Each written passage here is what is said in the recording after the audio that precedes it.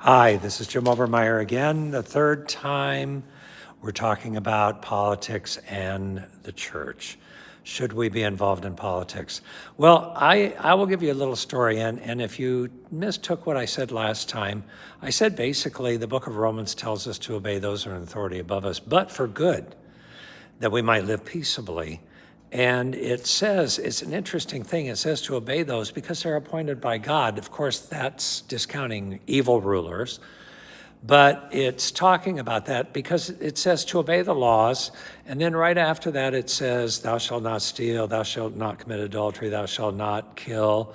So it's talking about the commandments.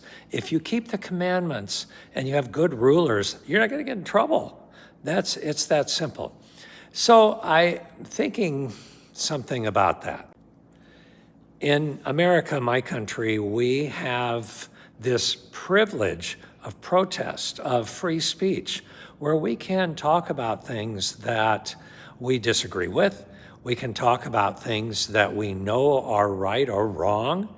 We can actually protest peaceably, not the way that some have been allowed to protest a few years ago, but we can march and we can protest. And there are those who have righteously protested, pro-life people, protesting for things that are righteous, people that have gone before school boards. School boards are in charge of the schools, but sometimes, like nowadays, they're allowing pornography and different things that our children can see, and it should not happen.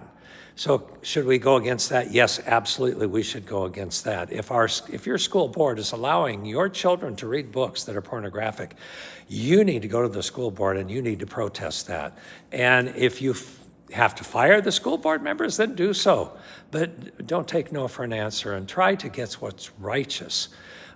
Interestingly, I think it was in San Diego quite a few years ago, they had such problems with the school that it was recommended to Christians to run for school board. And I think there were like 30 school board members in the whole area of San Diego County that became school board members that were Christians, and they ruled righteously.